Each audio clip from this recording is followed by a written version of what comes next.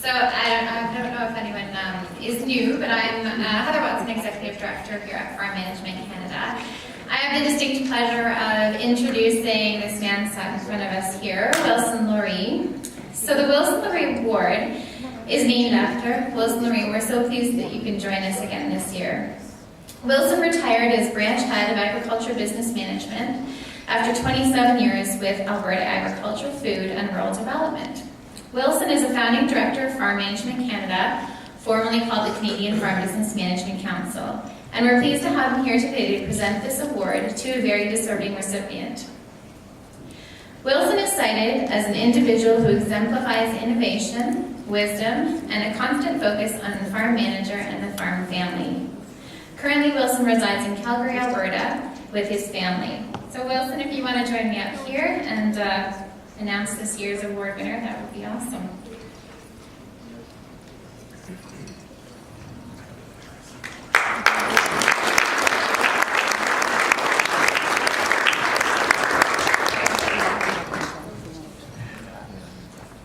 That's a bright light. Thanks very much, Heather and Farm Management Canada, for inviting me to present the Wilson Loree Award for Excellence in Farm Management again. I was very honored to have received the award when it was created by the board in my name in 2002 when I retired from Alberta Agriculture. They did some sneaky kinds of stuff and invited my wife to come down to the board meeting and invited me and then presented me with the award and surprised me when it was created. I'm also very pleased that Farm Management Canada has continued to present the award each year since. And some of the people that you will recognize that have been previous award winners, Dr. Larry Byron, who's not here tonight, but he's a director now, and Terry Becker, who's here at this conference, a major sponsor, also one of the award winners. The Wilson Loree Award is presented to individuals or groups that have made significant contributions in the area of business management, regionally or nationally. You recall the rest of the criteria from the announcement, or check the program booklet because it describes there the criteria that were assessed in awarding this award. On behalf of Farm Management Canada, I'm very pleased to present this year's award to Elaine Fries of Bozeman, Manitoba.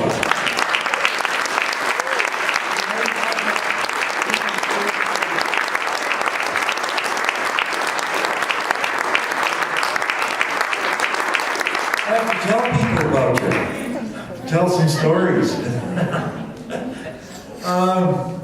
Elaine Fries has been called the Farm Whisperer, but her nominator likes to call her the mother of succession.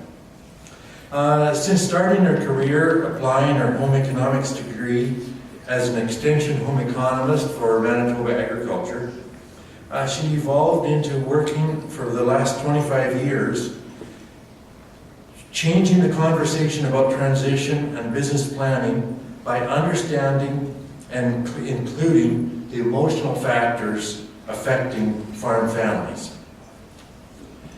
Elaine has developed her skills dealing with the emotional factors through certifications and coaching and mediation. So she's taken training to develop her skills to be able to deal with families. She's been a columnist with Grain News for 23 years. She beats my 10. And 5 years with the Progressive Dairyman. She's written 4 books. Her blog is distributed to over 7,500 people on a regular basis, and she's created over 19 tools available on her website for free in the Farm Family Toolkit. She has turned her lifelong experiences as a coach for over 1,000 small business families, and personally as a farm owner, into pragmatic ways to navigate transition, communication, and other potentially sensitive issues. She was telling me about some of the issues of things that she's dealing with, and I don't know how she keeps herself going with some of the problems that she comes across. For many years, she's collaborated extensively with the Canadian Association of Farm Advisors, Farm Credit Canada, Farm Management Canada, and Country Guide to deliver quality content to farmers. She's a charter member of CAFA, Canadian Association of Farm Advisors in Brandon, volunteers extensively in her church and her community. Her influence is spreading to other industries and families in other countries, with several of her tools translated into other languages. She has trained consultants and coaches in Australia, the US, and Canada about her coaching approach. In the last few years, she's also become a mentor to new transition coaches and speakers. I think a really good way of transferring and extending the skills capability. As a professional speaker, she creates a sense of hope and pathways for farm families to kickstart conversations and to deal with what she calls the undiscussables throughout Canada and the world.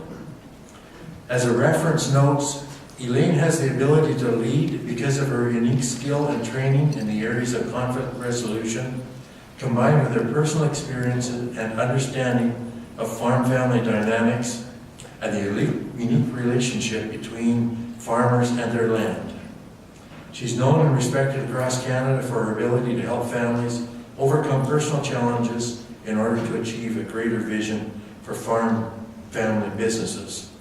At this conference, I also have had the opportunity to meet her husband, Wes, and I thank you, Wes, for your support for her over the years, because I know with the work that she's doing, she needs somebody to talk to and a grounding to come home to. So, Elaine, would you please come forward to receive the 2018 Wilson Loree Award?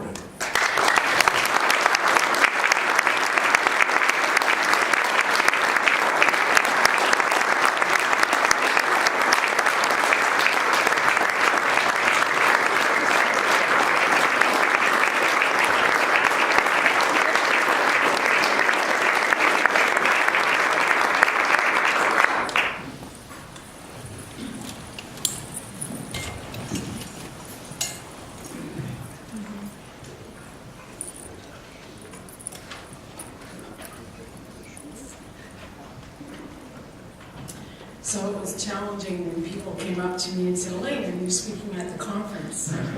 And I didn't tell Wes until yesterday. So we don't keep secrets from each other because, as you know, if you've heard me speak, I don't do family secrets, but I just thought that it would be best if he got a good surprise too. So thank you. And thank you, Wesley. I am a promise. I am a possibility. I am a promise.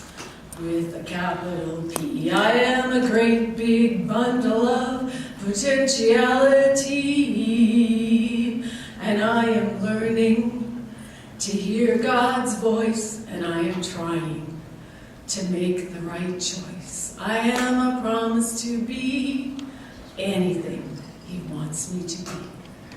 And I have to sing that song to you because Judy Rowland is sitting over there, and she and I went to high school together. This is the ballroom where we had our high school grad.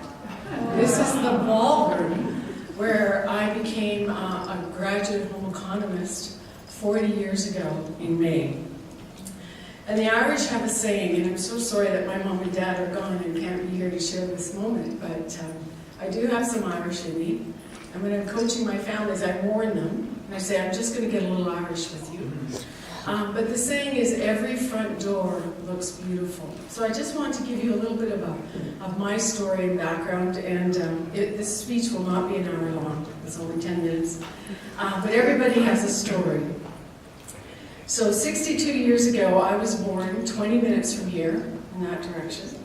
I'm the fifth generation of Edie's. Norman and Lois were advocates back in the 80s, and my father's picture is in the beef cattle producers boardroom because Brian Lemon just sent it to me, Dory. It was quite exciting. He said, "You're an Edie?" I said, "Yes, I think my father's on the wall somewhere in your boardroom."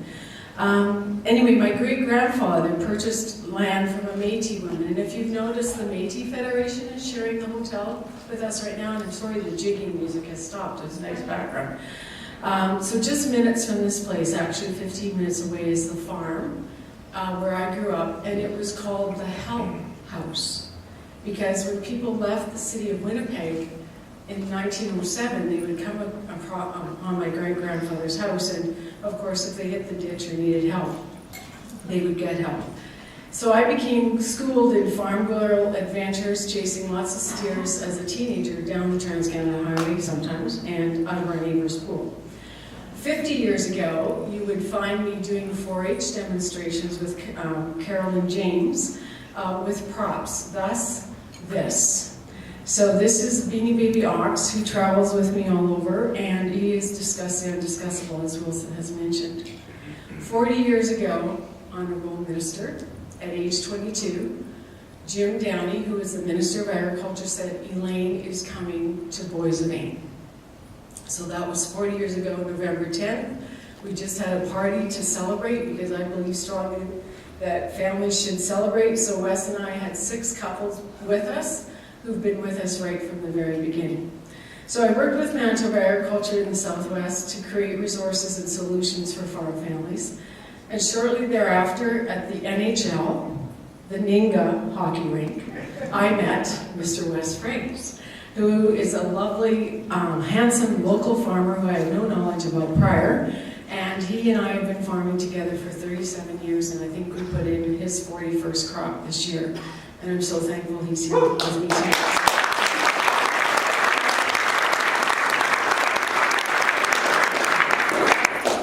So 34 years ago, we gave birth to Erica, and unfortunately I had a very severe postpartum depression and a long stay in the psych ward.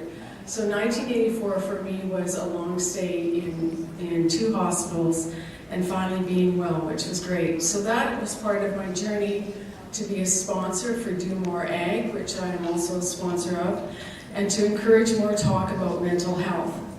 That same, a few years later, in November of '88, was when my sister Grace and Barb were traveling back from our farm in Boissevain back here to Dougal to Winnipeg to work the next morning, and Gracie never made it home because they were hit by a drunk driver. So the anniversary was just this weekend on November 13th, just passed.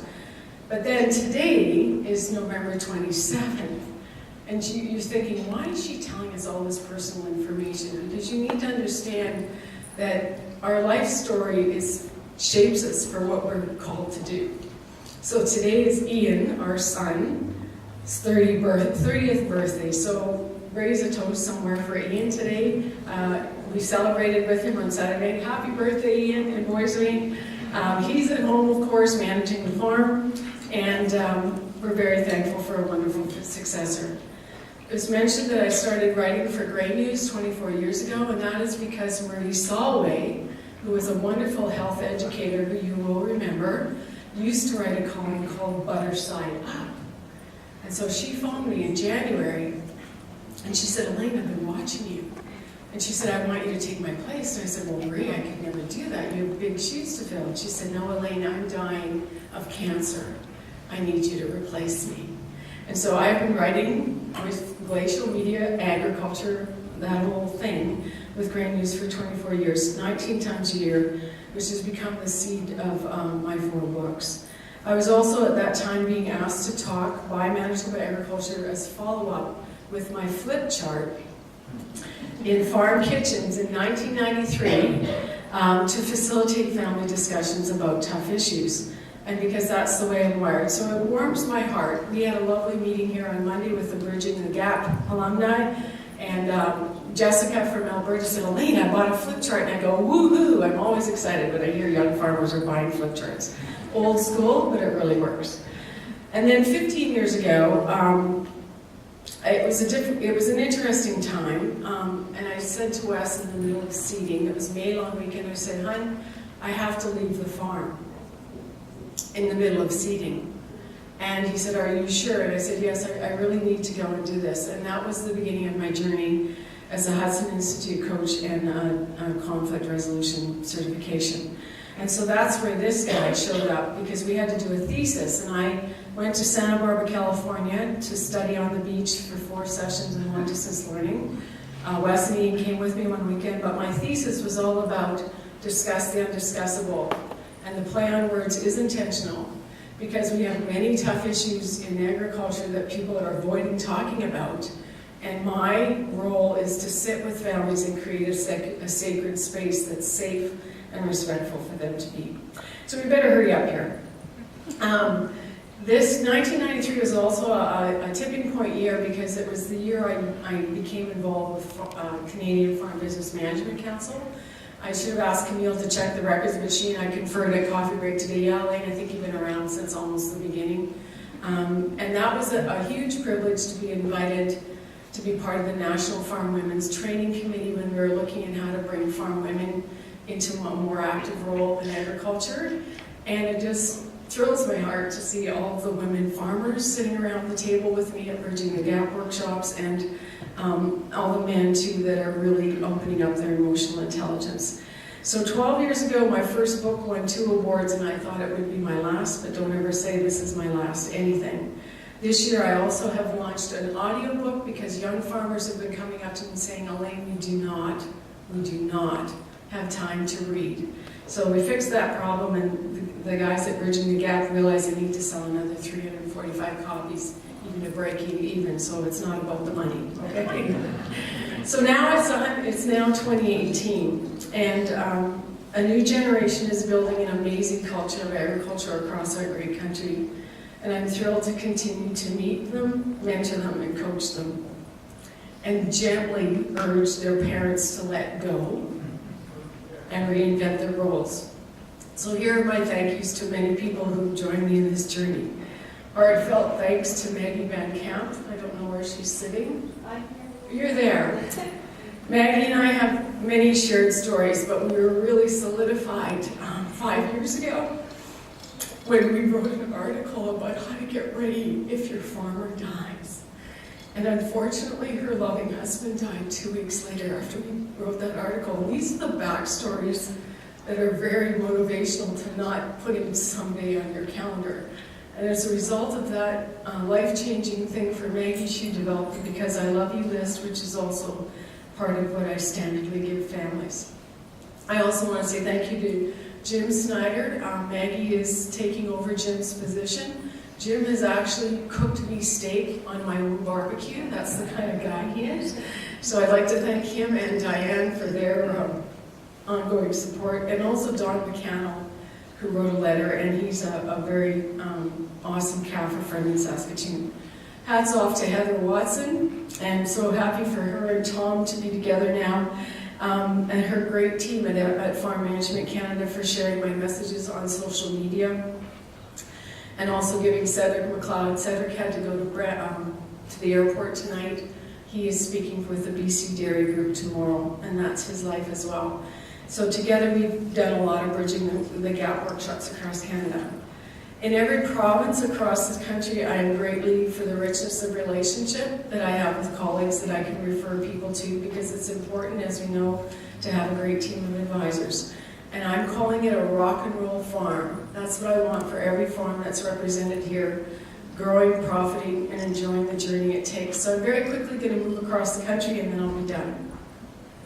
In BC, I want to say thank you to Eben Lau with Myers Norris Penny, George Gelford, who's now a retired consultant working with Trish Longhorn in the BC Ministry, Clinton Ellison, who's just retired, Jillian Watt, who's with Thompson River University, who takes me to seminars with her pet lamb in the back seat because he couldn't be left alone for the day. Peter Van Doggen, who's on the island, who's also related to Ross Springford. And Ross, thank you to you. Ross used to start his relationship with me by sending me texts from the tractor. Remember that? So appreciate that encouragement. And Tom Droppo, who's actually from Manitoba but is a BC dairy specialist. In Alberta, it would be Merle Good, Reg Chandru, John Suman, Carrie Rigland, Heather Halliday, Reed Wilkie, who's a lawyer, who's an excellent ag lawyer in Alberta, and his father and I used to play football together. Glenn Dodgerum and Gerald Lampow. In Saskatchewan, it would be Bob Tarsh, Linda Pipke, Don McCannell, Patty Duran, Val Panko, Karen Busby with FCC, and the Dumore Ag Team. In Manitoba, it would be Peter Manis, who is our coach for our farm, Terry Becker, John Stewart, Jorg Zimmerman. Jorg used to be my aunt's trainee, so be very careful what you say in this room, all right?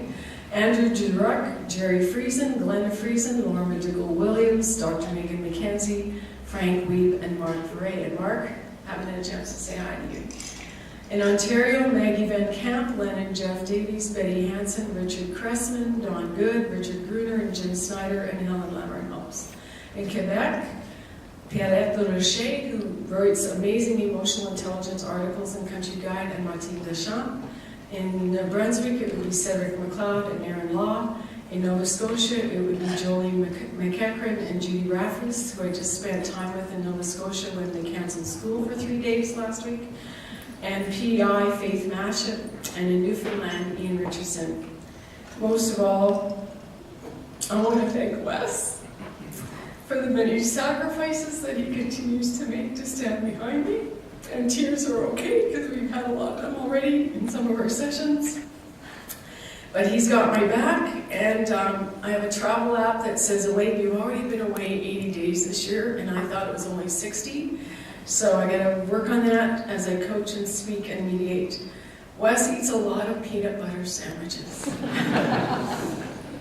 And that's what he's good at lunchtime. And I also, I can't hear that anymore. You have to say it a little louder. But we now have a new generation on our farm, and my son Ian, our son, is doing an amazing job, because when Wes had his crash last October, we had to activate the enduring power of attorney, and he took over the farm while Wes was in trauma care, and that was really, really amazing. I also have a daughter-in-law who calls me Mom. I did actually write the book on in-laws, and she came up to me and she said, Mom, we have to break your half-mile rule, because I want Penny Grace to be able to run to your house to bake cookies. So that house is being built right now. So change is inevitable, growth is optional. And this is a text that Ross sent me from Craig Lawns Road. It says, an inheritance is what you leave with people. A legacy is what you leave in them. So thank you, Wilson Loree, for this recognition of my passion to empower family, increase profit, and secure legacy.